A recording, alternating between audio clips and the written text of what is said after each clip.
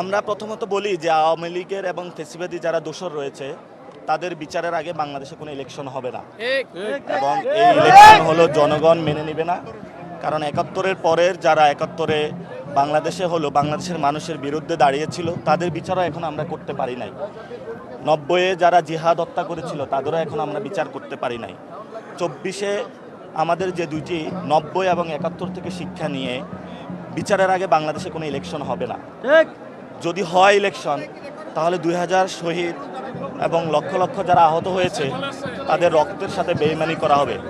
এই জন্য সকল দল, মত, পক্ষ, গোষ্ঠীকে আমরা আহ্বান জানাবো, আপনারা বিচার কার্যের জন্য সক্রিয় হন এবং বাংলাদেশের স্বপ্ন পূরণ করুন। বাংলাদেশের সেই ৭১-এর পরে ৭২-কে বাংলাদেশকে যেভাবে অন্য খাতে প্রভাবিত করা হয়েছিল, ৯০-এর গণ অভ্যুত্থানকে যেভাবে চুরি করা হয়েছিল, ২৪-এর যে গণ অভ্যুত্থান হয়েছিল সেই গণ অভ্যুত্থানের স্বপ্নের আকাঙ্ক্ষাকে এই রাজনৈতিক দল বাংলাদেশকে ওই স্বপ্নভূমিতে নিয়ে যাবে এবং সাউথ এশিয়াতে বাংলাদেশকে একটি ঢাকাকে অনন্য মর্যাদাকর জায়গায় উপস্থিত করে বিশ্বমঞ্চে জায়গা করে নিয়ে বাঙালির ইতিহাস গৌরব মাখা যে বিজয় ৭১-এ সূচিত হয়েছিল, ৯০-এ হয়েছিল, ২৪-এ সাধন করেছিল তা বিশ্বমঞ্চে উপস্থাপিত হবে।